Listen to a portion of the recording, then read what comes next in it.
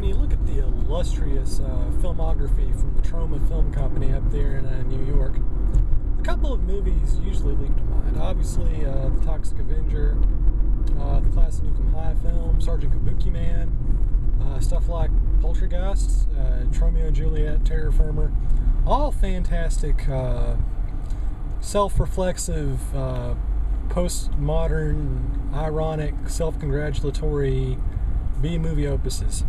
And they're all really great. A lot of social commentary about environmentalism and fast food and a whole host of other social issues.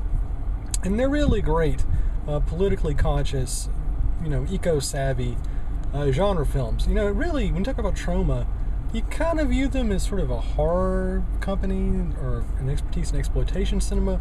But I mean, really, a Troma film is like a Disney movie. It's really a genre unto its own. And, when you look at the Troma, annals, I guess, or annals, depending on the company in question, when you look at their films, I mean, they really have two types of movies. They have the in-house produced stuff, Toxic Avenger, the stuff where Lloyd Kaufman and Michael Herz are very much involved. And then you also have the films where, they kind of let the directors go out there on their own, and they kind of take a hands-off approach, even they do actually end up producing it. And, when you look at the absolute best films Troma has ever made, I think a lot of them were actually kind of acquired by Troma secondhand, these sort of aftermarket films. There was Blood-Sucking Freaks, obviously. That was one of the all-time classics, which Troma really didn't produce. It's actually made before Troma. I think it was even a company, and they acquired it, so it's one of the classics. A movie like Suicide, which is actually a German film from the early 2000s, I think it's absolutely outstanding. Really, really great found footage film, which really outdoes about everything else I think of in the genre. And that's just sort of, the tip of the iceberg. They also have a lot of really crappy movies like Frostbiter and Decapitated. But we're not here to dwell upon the worst that Troma has to offer. Which is probably tells some crap you've never seen. That's an absolute debacle. The best Troma film I've ever seen, I'm going to talk to you about a little bit in depth, so I'm going to kind of get you to be aware of it. And, if you've seen it, I want to hear your comments on it. What do you think its relevancy is today? It's a film about post-traumatic stress disorder.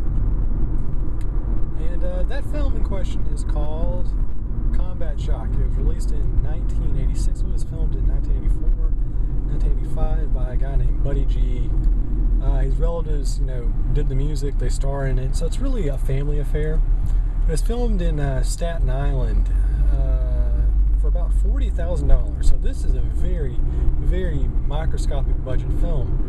And, when you look at all the movies Troma has done, you look at their Ouvroir, Toxic Avenger, Classic, all that stuff, to me, this is the absolute best thing Troma has ever made. This is far and away the single best movie to ever get produced or licensed or distributed by Troma. And it's a film that really kind of stands on its own outside of your typical Troma offering. And what makes this different is it's a deathly serious motion picture. Most Troma films, they're very tongue-in-cheek. They have a lot of humor. They're very satirical. This one is one of the darkest, most depressing films you will ever see. It really has that legacy, and rightfully so. It's a very, very draining movie. If you want to feel bad about yourself, you want to feel like you need a shower afterwards, you like this kind of movies, you know what? This is certainly the picture for you. Going back to it, what the film is about. It's about a guy who's a Vietnam veteran. It's set in the early 80s. You won't get the cinematography because that's one of the strongest suits of the entire picture. It's about a guy who went to Vietnam, and he was involved in some sort of like Mali massacre analog, where a lot of people got killed, and he's living in an absolute dump. I mean, I think probably the only film that really comes this close to having absolutely disgusting backdrops that are organically disgusting would probably be Gummo. So this is definitely a film where if you have OCD, if you're germophobic, it will torment you. So anyway, he's got a wife and he's got a kid, and because he's exposed to Agent Orange, the kid is really, really like messed up. It's all mutated. I mean, obviously it's inspired by Eraserhead, but it's not really like Eraserhead. I mean, it's kind of Lynchian in a way, but I really wouldn't describe it that way, even though that's obviously a huge influence on the film itself. So the premise this guy is a Vietnam veteran living in an absolutely scummy, run-down like dump of a house, and he's about to get evicted, and his kid is, starving, and he needs to go to a hospital, but he can't afford anything because he can't afford to eat, cereal. So the film is basically sort of a slice of life. It's him walking around this absolutely dilapidated part of Staten Island. And strangely enough, they actually did film all the Vietnam War scenes in Staten Island. So I'm not sure what part of New York looks like Hanoi, but they did it somehow. And it's basically just like him walking around, and the universe has just opened up and just taken a huge dump on him. I mean, everything that can go wrong goes wrong. His best friend's a junkie. There's a bunch of bookies that are after him. They're trying to get money from him, so they're harassing him. So in addition to getting the money to get himself out of, having his home foreclosed, he's got to deal with the loan sharks. And it's just a very slow burn. It's the kind of movie where, another thing is, he goes to like an unemployment office, there's no jobs, tell him to go to college, he has no money for it. So it's just a movie where it just adds, layer on layer of just really just frustrating real life horror. This is my favorite genre of horror film. Something that you don't really see a whole lot of. There's nothing in this film that's truly outlandish or just completely unrealistic. It really couldn't happen in real life.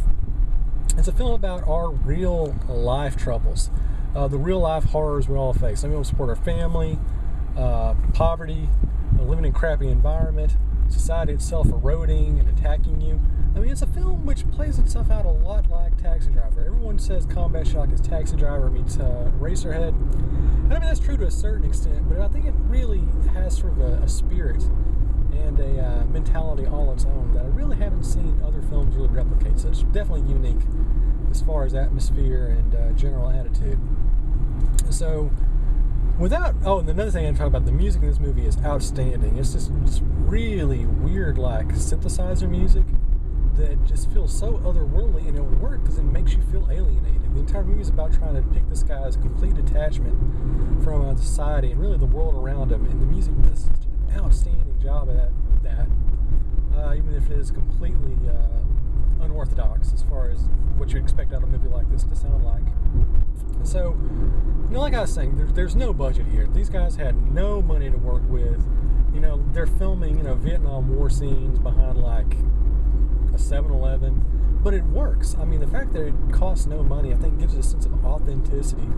The low-level shots where you're walking down the street, they didn't actually get that approved by the city of New York either. They just went up there and filmed it guerrilla style. So you get like a really, really,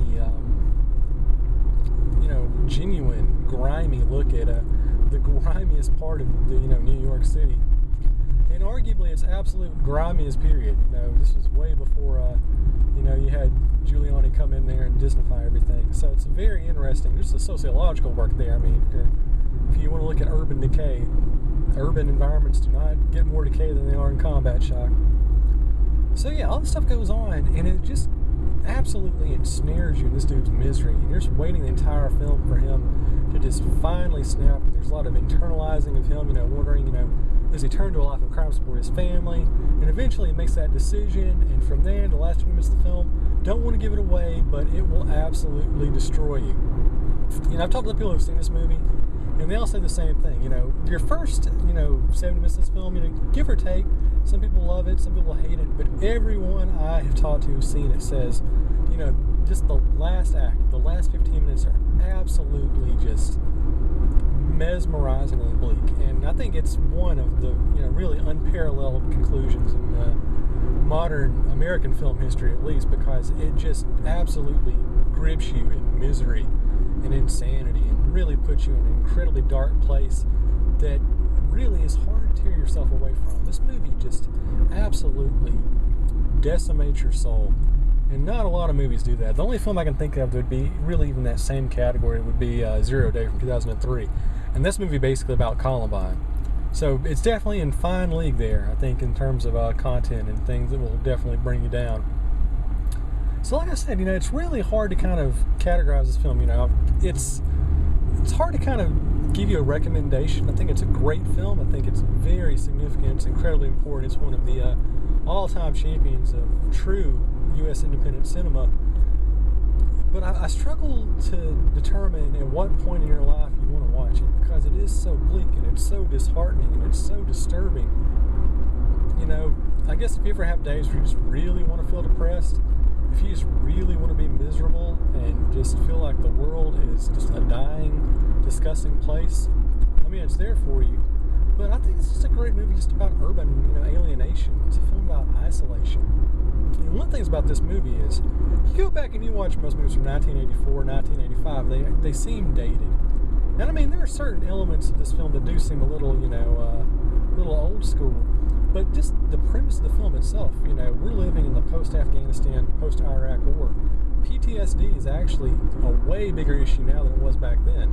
So this film is really eerily foreboding, kind of registering lots of going on today with our returning veterans here in the U.S. So it's a film that not only feels just as relevant as it did back then, I think it actually feels even more relevant now than it did back then because it is more publicized. So anyway, great movie by a guy named Buddy G. I always horribly mispronounce his last name. I think he's got like his brother or his cousin, somebody playing the main character, who's basically like, the reverse Rambo, instead of some muscular hero who's out to, fight the world. He's just some scrawny, psychotic dude who's just waiting to die.